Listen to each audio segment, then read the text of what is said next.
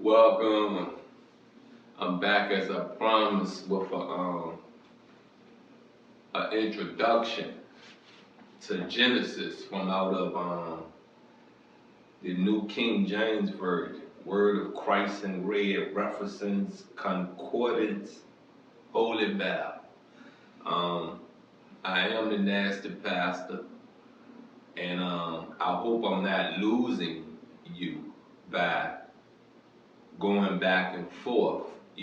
I have a platform, Only Faith Ministries Kemet. I have a platform, Only Faith Ministries, where that I read from the Baptist, the Christian, the Catholic Bible. You know what I mean? There's fruit in this. There's gems. There are stories. There are some truth. There are things in this that aligns with Kemet, ancient Egypt. So in order for me to give my understanding to the world, I have no choice but to go here to prove my point, go there to prove my point. And the thing about people, they tell you that it's not worth proving your point. It's always worth to prove your point. If you cannot validate what you're speaking about, you can show it. You can prove it in these books we read. Knowledge is written down. Knowledge is passed down. And knowledge can be taught and passed down the wrong way. The world we live in right now is, backwards. It's a lot of backwards thinking in the world. It's a lot of hate in the world when there should be love. There's a lot of hate being passed down from generation to generation when there should be love passed down. There's a lot of information that is received wrong. There's a lot of information that has no guidance in it. Peep this, you know what I mean? As I promised, January the 1st, I will be starting my reading of Genesis. And just to show you some things, I don't know what happened, but the first part of Genesis in this book is some of these pages, as you can see, they torn. So I'm up from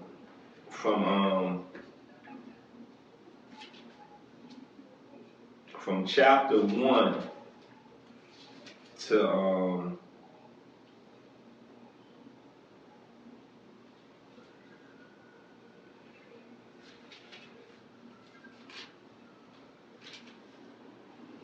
well, let's say this.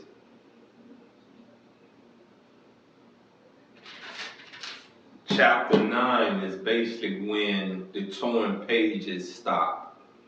But what we're going to do, as I promised, I'm going to give you this introduction. You know what I mean? And I hope you continue to follow, like, subscribe, share. You know what I mean? Share it. I'm not the only one out here spreading the truth, but it would be better to know who speaks the truth so that the truth can be spread in a whole. But how I'm going to read this to you for the first part, you know, I have the King James Version downloaded on my phone. So what I'm going to do is get into this introduction with you and understand this, you know.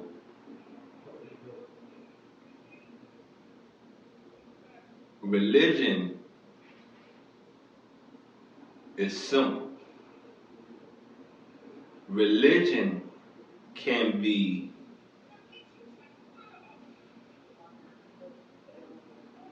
tricky. And from what I just seen, I really can't get into it on my phone because it does not have the introduction. So bear with me while I read it from a physical book. And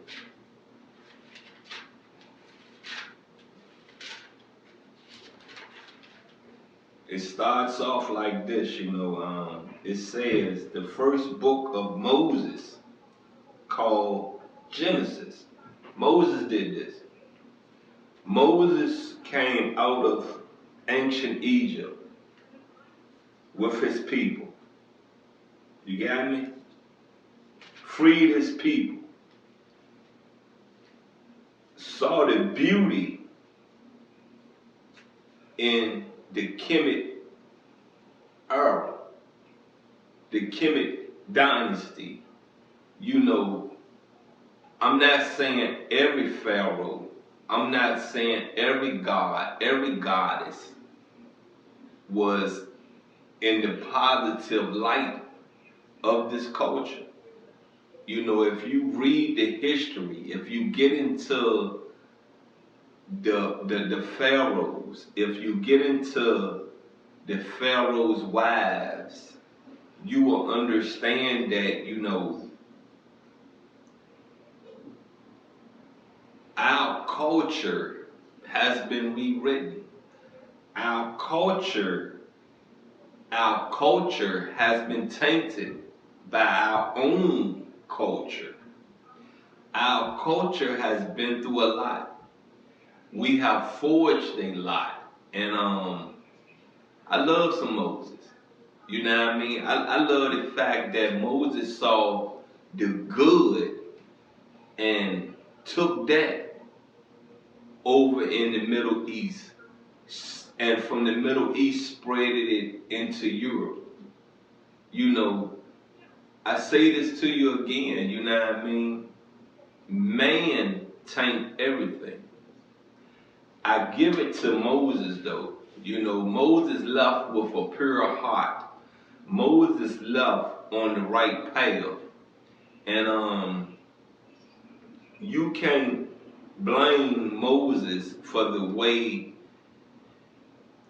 what Moses took out of Africa, how it came back into Africa. Anywho, like I said, let's get into this introduction. It says the first part of Genesis focuses on the beginning and spread of sin in the world and culminates in the devastating flood in the days of Noah. The second part of the book focuses on God's dealing with one man, Abraham, through whom God promised to bring salvation and blessings to the world. Abraham and his descendants learned firsthand that it is always safe to trust the Lord in times of famine and feasting, blessing and bondage. From Abraham to Isaac to Jacob to Joseph, God's promises begin to come to fruition in a great nation possessing a great land. Genesis is a Greek word meaning origin, source, generation, or beginning. The original Hebrew title, Bereshith, means in the beginning. The literary structure of Genesis is clear and is built around 11 separate units, each including the word genealogy in the phrase, this is the genealogy or the book of genealogy. That's the you know, ending of the introduction. But you have heard me speak of Abraham before. You know what I mean? I haven't done a lot of talks of Jacob. I haven't done a lot of talks of Joseph, but Joseph was Jesus' father. You understand me?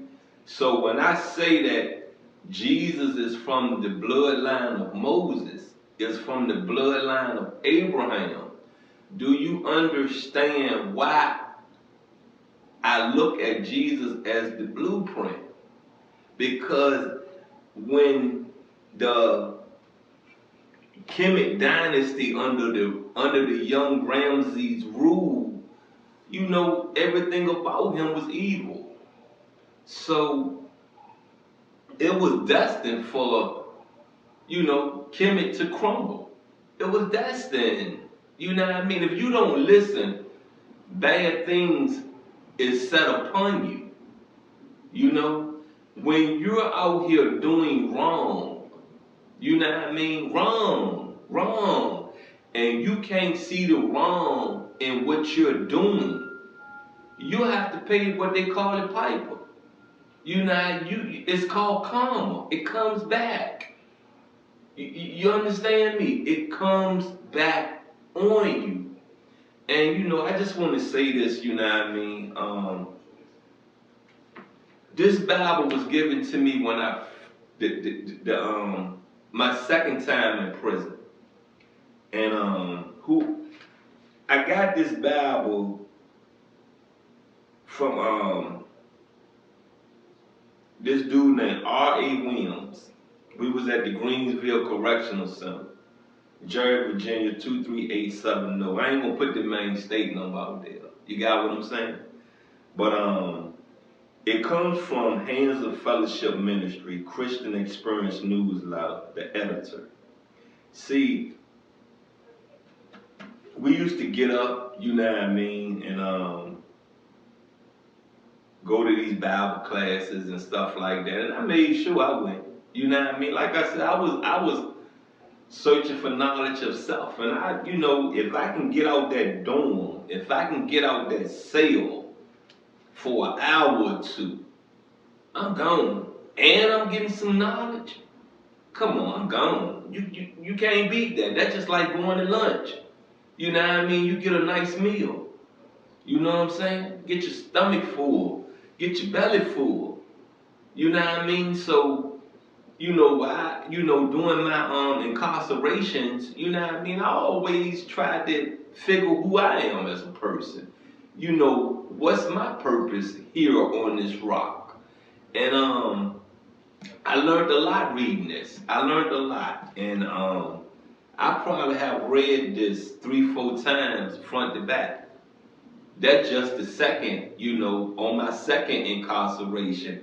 I probably read this 3-4 times. The first time I was in prison, you know what I mean, I had a Bible, but it wasn't mine.